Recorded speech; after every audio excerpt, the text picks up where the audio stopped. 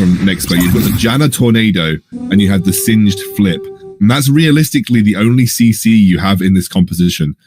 I have a feeling that unless you're really far ahead or you're executing on these team fights perfectly or you're spacing correctly, I have a feeling that you're going to struggle to get any significant advantages because you're going into Monkey, Wukong, who's got the knock-up. You're going into the Silence from the Garen, the Shockwave from the Orianna, the Braum knock-up, the Braum stun.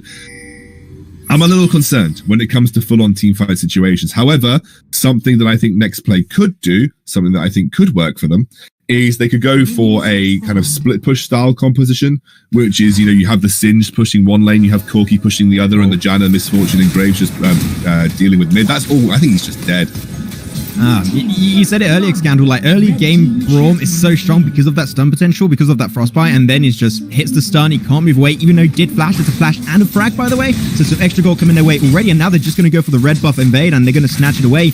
No counter invade for the side of Next Play, so they're just already running with the lead, and it's just been 30 seconds. Hell yeah.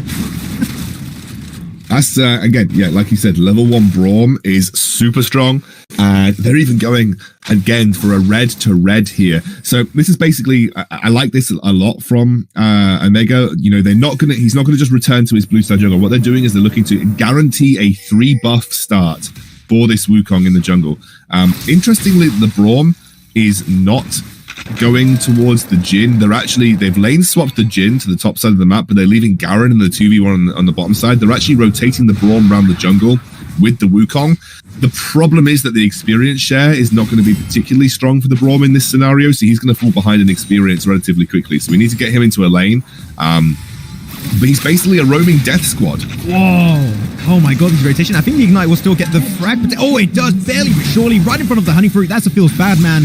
And 2-0 already. The gold lead is up already to a 1.3 to 1.4k. So they already got himself in a really, really good spot. And like this Monkey Braum combo, like they're roaming around the map in so many big ways. Like Monkey strong, Monkey real strong. Yeah, I mean, this is obviously what I think we saw. I think we just saw Bigatron try to do this with the Graves Braum combo, where they would just rotate the Braum around the map with the Wukong. They'd really just look to abuse the strong level 1 and the strong passive of the Braum in the early game and try and get as many roaming kills as physically possible without Braum ever having to go to lane. That is why they didn't worry too much about the Jhin. They were just like, well, do you know what? Braum's not actually looking to lane the Jhin. Braum is looking to spend the early game rotating with the Wukong and try and getting as many kills as possible. Garen has to be a little careful here. Trying to clear the wave, but it is a complete fiesta run for the first dragon in the game. Looks like Garen is going to be able to clear that wave out. I think Corki has rotated towards the top side of the map here, and this could be a little scary. Maybe a little bit scary. Yeah, they're going to make it out. Nice CC coming up on the Jhin anyways, and because he has that Braum, we know that Jhin can just remain on the backline and be pretty healthy overall. Nothing too insane going to be happening, but like good trade-off plates on both side lanes, I do have to say. Like 2 plates were dropped on top of this. Oh, there you go. That's going to be the curtain call coming out from the Jhin. Can he hit it? Nice look coming out. If he can hit it. Oh my god, the flash still comes out, even though it's not going to hit, but that's still forcing out a flash for an ultimate, which is going to make it a somewhat even trade-off. But now they're still forcing a wave. Despite being low, they are here aiming to push this tower and pick up the first tower of the game, which I think they should be able to do successfully. But they're not going to go anymore. They saw Syndra still there, and they saw also this Corki being really healthy, but like, we're not going to take the risk. We've got 2 plates. We're still heavily ahead in gold. Yeah, Corki's wave clears too strong with just a single wave to just push up onto that tower. It still had a significant amount of HP left available, and they noticed that the Graves proc Division Cone.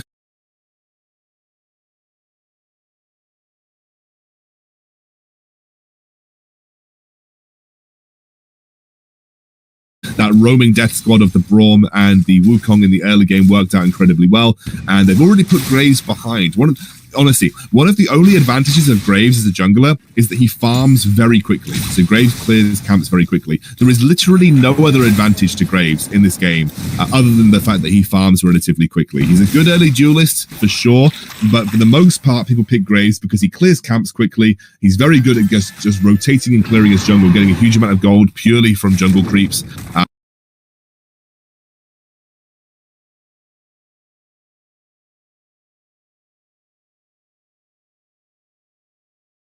You're actually kind of diminishing what Graves is good at. Now, this is going to be a dragon fight, as we said. I favor Omega in this scenario. I think they have the stronger level 5 team fight. It's just about how it gets executed, obviously. clean 3-man knockup from the Janna, but now they're getting split away. They can't really take that fight. Next play currently have the advantage, and they're going to try and push on forward. If you can get also the push back onto the siege, that would be great, but Corki going a little bit too deep, and he's going to instantly regret that one. Flashing out, does get smited down by the Garen regardless, but that's okay. Ultimate from the Brawl. The follow-up is not too possible, though, unfortunately, as they did suffer some pretty big casualties.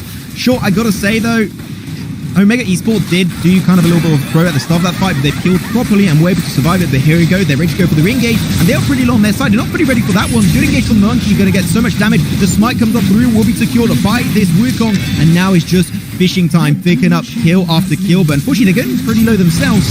Well, the Small Fortune is still remaining pretty healthy. They lose the Janna, now it's the 1v3. Can she survive? No. And that is going to be set and done. 8-1. I don't think NXP should have done that, Drake, after that fight. They should have just went back to base. No one was ready. They forced it, and unfortunately, they lost. Oh my God, Max. Like, they got an advantage. They forced the split very early on from the Omega squad, but then they just misfortune automated the Drake. I guess they were trying to burst it, but look how like impactful that misfortune ultimate would have been if they just saved it for now. like they could have potentially won that team fight, like massively so, if they just saved the misfortune ultimate for what it's supposed to be for. It's not supposed to burst Drakes. I mean, I get it. Look, I do get it. I'm getting angry, but I'm guessing they were just like, okay, we need to use this misfortune ultimate to burst the Drake. We don't want to take the team fight. We think that, we forced the Wukong low enough, but they just got baited by the honey fruit still being available in the bot side. Wukong healed up a little bit, was able to get over the wall. Honestly, that was a win. They split the Wukong off immediately. They forced him out of his own jungle. He was like negligible HP. They could have just backed and said, okay, delaying the game is fine for us because we have a Corki. We have a Graves. We don't need to just run it down for Drake. Delaying this first Drake is more than enough. But alas, it was not the case. They were not able to make it happen, and they were just trying to burst the Drake in a greedy way without really respecting the re-engage potential from Omega, and unfortunately paid the price for it. And again, that fight would have been different if the misfortune had just saved the ultimate for the team fight. If she had just saved it for a situation where she was able to sort of throw it over the river when they were all there on low HP, that could have been a very easy early quadra kill potentially for our misfortune on Uzi. But yeah, it is what it is. It happened, and now they've got to try and recover from it. But they are 5,000 gold down now. That is a big recovery that needs to happen. And again, Omega in the driving seat.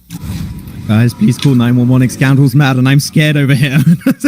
But I do fully agree that there was a little bit of a throw on both sides. It did do kind of a mistake, but at the end, it was still going the way of Omega Esports, and they will gladly take that fight and take the Drake at that. Also, first item now going to be purchased for the Jin, so he's going to put himself in a pretty strong position compared to the Misfortune that also got a first item, so they're going to be pretty much in an even standoff in terms of itemization. The gold lead already, we're looking at 7,000 gold very soon lead already in favor of Omega Esports, and like in 7.5 minutes, that is still a really significant gold advantage. Now in the bottom lane, we're already going to have a little bit of a push, but like I gotta say, Brawl and Wukong have been bringing so much to the table in their own rotations. Also because of the golden staff of the Wukong, it allows to proc that stun of the frostbite of the Brawl a lot quicker, so it does make sense. They synergize really well to go for those early game ganks. As now Drake is 1 minute away again from spawning. Are we going to have another cluster of absolute mayhem happening in that pit? I guess so. I think that both teams don't really want to give that one up, but we're seeing next play once again falling behind at a point where I'm starting to get a little bit skeptical, and this is a draft that you need to be ahead to make it work properly, so they're falling behind. I'm scared for them, really, once again.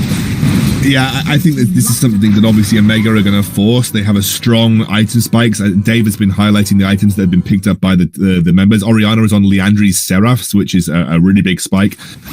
We have I think the trying to look with the AD carry. What is the gem pick up? The Infinity Edge Ghostblade, I think, that he's got as well, which is a pretty significant spike for him. They're actually going to back and just go and pick up as much as they can before this next Dragon fight. They are confident that they could head back towards that pit and be in a strong position to fight. And I think it's easy for them. I think this is again a strong position to be in. I would almost be tempted to drop the Rift Herald if you haven't already for the Wukong. Either drop it mid or drop it bot. to provide a distraction, because that will set up nicely from the start. You can see they're pushing the wave. I think Wukong's, he's just going to drop it mid. They're going to try and force this mid lane tower, which would at least set up a good space for the next dragon. And there's a flip in from, it's the clone. Yeah, it was the clone. I was like, wait a minute, that's a good player. Like, no, it's the clone. I got bamboozled too, and that is okay. But now, because of that push, they're not fully ready to go for the fight, and they're just going to also keep the Garen on the front line with the Orianna to bring some CC to the table if they want to make sure they're not going to go for it. And they're going straight back into the top side of the lane because they know they just can't contest that Drake, and they don't want to give it a shot. They know they're way too far behind, so no big throws on next play. But what are they going to try and do here? They're going into the jungle. During their time, JLC smart. He's going pretty deep on that one, but unfortunately, they shall not find any frags by doing that rotation. But NXP, I don't know what the plan was with that rotation. I'm a little bit skeptical here.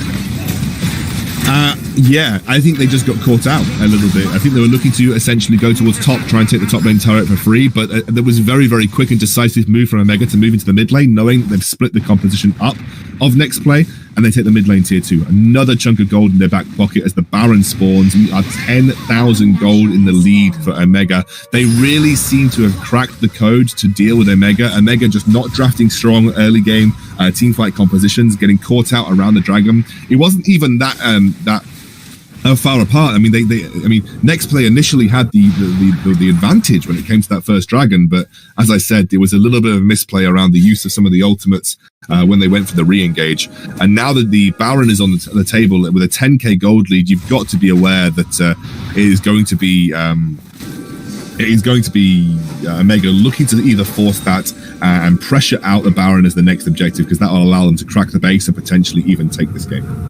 Yeah, we were talking about this during the break. We were mentioning, like, these games so far have been whichever team wins the first Drake fight, like, they steamroll the entire game. And it's been really something that's been happening on a really regular basis. So I think that here you got to try and find a strategy to get back into the game. And I think that unfortunately 10,000 gold has been just so consistently coming the way as a gold lead for Omega Esport, and 10,000 gold lead is not something you can easily come back from. So, like, it's starting to get to the point where I want to tail to the side of Omega, just go in, like, settings, surrender button, click on it, and you might be good to go. But at the end, NXP gonna get pushed up, and they can't do much. They're getting split away from each other once more, as Wukong is just going to be shoving that wave under tower a little bit, try and create a little bit of point of pressure. And during that time, they're seeing that they're not ready to fight. They might just go for Baron to it somewhat, or force the fight coming their way. And if they don't force the fight, they're going to have a free Baron, easy. I think, realistically, Baron is always a little scary against the likes of a Corki with package, or, and a Misfortune as well. But they get it so quickly with the Leandries, the fight breaking out now as well on the front line, and not looking good for next play in this game right now. That was 5v2 initially versus Singed and the Brawl, they're just like, we just can't do any damage. Like, Brawl is just frontlining too damn good. Orianna does pop the shockwave, I do believe. Unfortunately, will not be able to catch off guard this Corki. So a little bit of a waste of that utility, and that CC will not be connecting, but that's okay. They're so far ahead, it doesn't even really matter all that much. Just trying to look for it, and the push in top lane, the wave is coming on through. They're trying to starve them away from the tower. Unfortunately, Corki, a little bit too far. Yeah, you have to jump away from that one. You scared me quite a bit. And even the mid lane turret is going to get cracked open, potentially with the next wave coming on through very, very soon. But, like, the map control, the map awareness, and also how they control these lanes respectively is just so strong from Omega Esports, and next play just can't find a strong response here. Although, going to get really love that. Unfortunate bad spot. He's going to be going for the ultimate too. Unfortunately, the CC gets right before dying. Is potentially not going to be enough. Nice though curtain call from this Jhin. Just going to get some extra damage, but it's still at the end of the day. They lose the mid tower. They're going to get the natural push power in mid every time. And here, Scandal, this is looking like another easy win for the side of Omega. Yeah, and with Infernal Drake spawning relatively soon as well, it's another big fight that unfortunately next play can't avoid. And if they do, they are just giving up more power to the team that is already in the driving seat. I was going to mention I love the Garen's build, by the way. He's gone for the essentially Sunfire into Adaptive Helm. Adaptive Helm is super strong versus the next play composition because Corki deals 80% magic damage, and most of that comes from his basic attacks. Adaptive Helm is effective against Corki's basic attacks because they are 80% magic damage, and it is doubly effective against Singed because the majority of his damage comes through a consistent poison. So you're essentially getting 15% damage reduction at maximum versus both Singed and Corki, making you an extremely beefy frontliner on this Garen. Intelligent itemization by JLC in the top lane means that he's incredibly difficult to burst through, and that's why you're seeing him sit there at the front while the team takes these objectives, is what he did around the Baron pit as well, because he knows he's so hard to kill with this item already picked up for him. So again, JLC with some sort of big brain tank plays here, which is allowing his team to have a much more solid front line. You can see Chuli just out of position. We have the engage. But there's even nothing to say. It's just like great engage overall. They're going to have to Garen go pretty deep into that one, but he's just so beefy, can allow to tank it. And indeed, the build is looking so strong for him. He's going to be tanking that turret like it's nothing. He feels like an Alistar at this point, and now they crack open the base early in the mid lane. This Nexus is bare, and unfortunately for them, I think this is going to be another easy win coming on through for Omega Esports. The wave is there to back them up. The damage coming on through. Hawk is going to go pretty deep over that one, maybe try and get the back line, but unfortunately gets absolutely bursted to smithereens, and indeed it is going to be the win, 3-1 in favor of Omega Esports. And next play, they just can't do anything. 3-1. One more game, and we will be having our Wild Rift Asia Brawl champions in the form of Omega Esports. But one game is still required. And next play, we know when they're not going to give it up, baby. They're not going to give it up. They're not giving it up, of course. I mean, unfortunately, you're seeing the other side of the coin when it comes to the Singed. If you do not get ahead, if you do not get any kind of advantage, you just become kind of useless.